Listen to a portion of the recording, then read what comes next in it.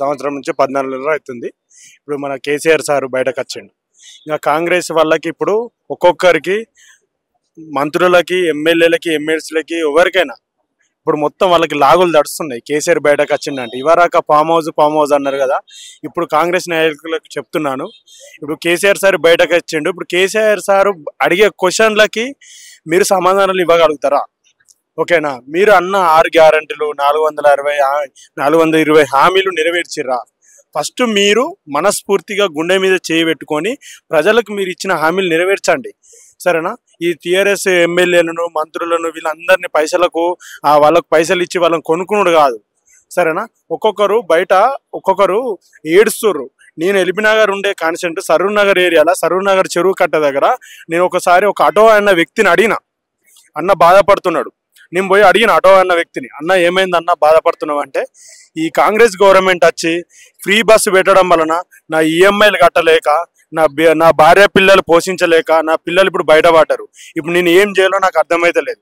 సరే నా ఆటో అన్న ఏంటి అంటే, అన్న నాకు బతకబుద్ధి అయితే లేదన్న, నాకు ఈ మా కుటుంబాన్ని పోషించలేకపోతున్నాను, నాకు చనిపోవాలని ఉంది అన్న అని చెప్పి ఆ ఆటో అన్న డ్రైవర్ నాతో అన్నాడు. నాకు అప్పుడు నా మనసు కలిచివేసింది.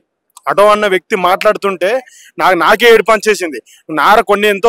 నారెంతో కొంత డబ్బుని ఆయన సాయం చేసేసిన ఆటో అన్న వ్యక్తి. ఇలాంటి ఆటో అన్న వ్యక్తి కాదు, చాలా మంది తెలంగాణలో రైతులు, నిరుపేద విద్యార్థులు, పిల్లలు ఈరోజు స్కూళ్ళల్లో పురుగు మందులు, పురుగు విషాహారాలు తిని చనిపోతున్నారు పిల్లలు. ఇప్పటి వరకు 56 మంది చిన్న పిల్లలు చనిపోయారు. కానీ కాంగ్రెస్ గవర్నమెంట్కి సోయి ఉండలేదు, సరేనా? ఇంతమంది రైతులు, ముసలి వాళ్ళు, విద్యార్థులు, యువ నాయకులు, సరైన రైతులు, ముసలి వాళ్ళు చాలా మంది పింఛన్ లేక సంవత్సరం నరైతుంది. ఎన్నో పెళ్లిళ్ళు అయినాయి. మా చెల్ల పెళ్లి చేసిన నేను. నాకు కేసీఆర్ గవర్నమెంట్ ఉన్నప్పుడు 1,00,000 రూపాయలు వచ్చింది. నేనే చెక్ మా చొప్పదండి నియోజకవర్గం ఎమ్మెల్యే రవిశంకర్ నా ఇంటికి వచ్చి కళ్యాణ లక్ష్మి చెక్ ఇచ్చిండు. 1,00,000 రూపాయలు చెక్ ఇంటికి వచ్చి మరి 1,00,000 రూపాయలు చెక్ ఇచ్చిండు. ఇప్పుడు సంవత్సరం నరైతుంది. తులం బంగారం అన్నాడు, 1,00,000 రూపాయలు అన్నాడు. అసలు తులం బంగారం లేదు, ఆ 1,00,000 రూపాయలు చూడలేదు. ఈ సంవత్సరం నుంచి ఎన్నో పెళ్లిళ్ళు జరిగినాయి. మరి వాళ్ళు పెళ్లిళ్ళు వాళ్ళు చేసిన ఆడపిల్లలు వాళ్ళ కుటుంబం ఏదో మాకు ఆసరా ఏదో 1,00,000 రూపాయలు అందుతాయని మాకు ఎంతో కొంత ఒక 5 లక్షలు 10 లక్షల పెళ్లి చేస్తే ఒక 1,00,000 రూపాయలు వస్తే ఏదో అప్పో దేనికో ఖర్చు అవుతాయని చెప్పి కేసీఆర్ సార్ ఇస్తానని అవి ఎదురు చూసిర్రు. ఇప్పుడు ఆ 1,00,000 రూపాయలు లేవు, ఆ తులం బంగారం కూడా లేదు.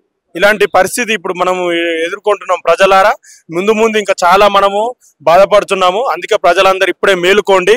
మన కేసీఆర్ సార్ బయటకు వచ్చిండు. మీరు ఒకరికి చెప్పండి, మన తెలంగాణ గవర్నమెంట్లో మన సార్ ఉంటేనే మనం తెలంగాణలో బాగుపడతాము. అంతవరకు ఈ కాంగ్రెస్ గవర్నమెంట్, ఈ బీజేపీ గవర్నమెంట్ వీళ్ళు ఉన్నంత సేపు మనం ఇలానే ఉంటాము.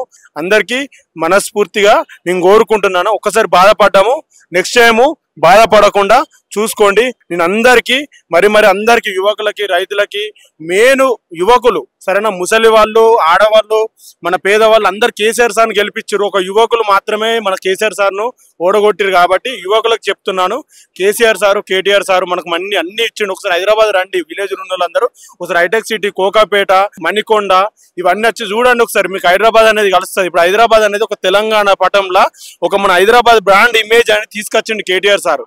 సరే, ఇప్పుడు హైదరాబాద్ ఇమేజ్ హైదరాబాద్ అని చూస్తే చెప్పుకోలేకపోతున్నారు అందరూ.